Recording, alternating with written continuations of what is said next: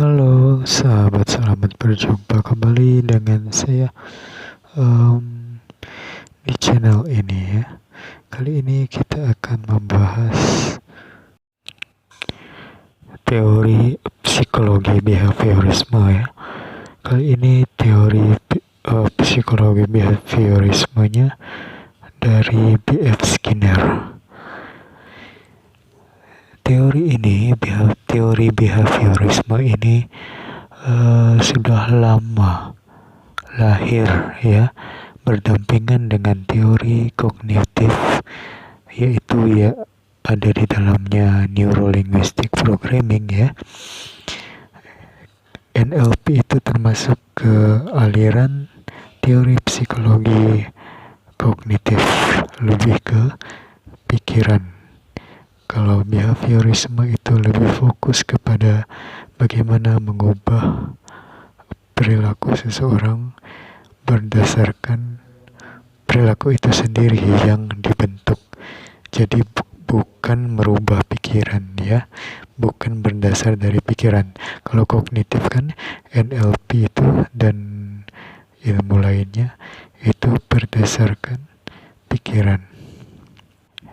Ya, mengapa NLP itu begitu diminati pada saat ini? Karena menurut pandangan orang-orang yang telah belajar, itu ilmu teori psikologi kognitif lebih sesuai dengan kehidupan modern sekarang, karena NLP sebagai contoh itu bisa untuk ilmu pembentuk diri, bisa untuk memberikan pelatihan kepada orang lain, bisa untuk merubah orang lain, bisa untuk coaching, bisa untuk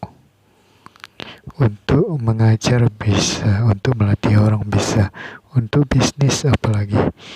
Jadi saking luasnya ilmu tersebut bisa dipraktekkan, maka itu sangat banyak diminati. Bukan berarti behaviorisme tidak diminati. Dalam NLP sendiri ada yang namanya framing. Bagaimana kita melihat dari sudut pandang positif saja. Kita melihat dari sudut pandang positif bahwa teori behaviorisme juga memiliki peran penting tanpa kita sadari dalam kehidupan kita. Kita menerapkannya, apalagi kalau kita sadar. Ya, kali ini saya hanya akan memberikan pengantar ya dari berbagai macam ilmu teori B.F. Skinner ini. Kali ini kita membahas B.F. Skinner. Yang pertama ada intinya, yaitu operant conditioning. Bagaimana kita memodel operant conditioning ini untuk kehidupan kita saat ini? Mari kita baca dahulu.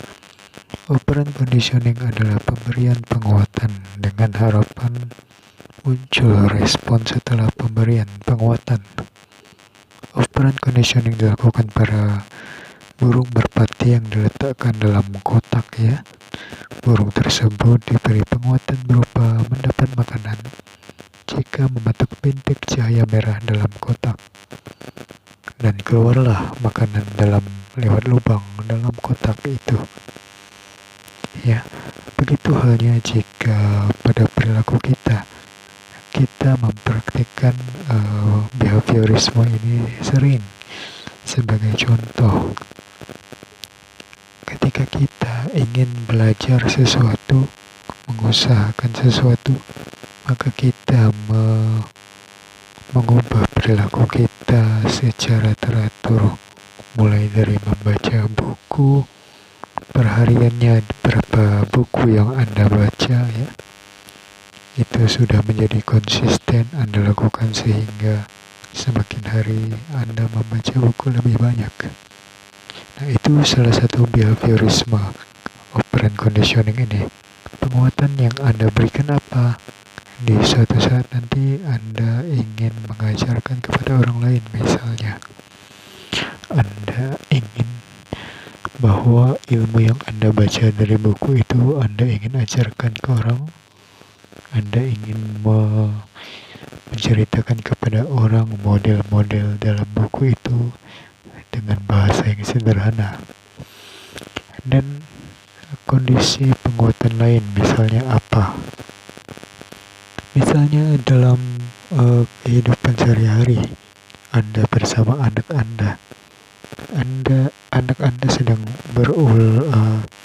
melakukan ujian, dan Anda berjanji kepada anak Anda akan memberikan sesuatu hal yang ia sangat senang, misalnya benda A, benda B. Jika anak Anda itu lulus ujian, nah itu termasuk penguatan ya. Ini sering kita lakukan tanpa kita sadari, dan Anda sekarang sudah sadar, maka lakukanlah. Meskipun ini termasuk ke behaviorisme, bukan berarti terbelakang. Kita bisa mengambil positif dari behaviorisme ini untuk kedepannya, untuk membentuk perilaku yang lebih baik. Jadi rancanglah model-model Anda, versi Anda berkaitan dengan operant conditioning ini, dan jadikan perilaku Anda dan perilaku target yang ingin Anda bentuk melalui cara-cara Anda, melalui teori operant conditioning ini. Terima kasih. Kita kembali ke tools teori behaviorisme BF Skinner yang lain. Selamat berjumpa.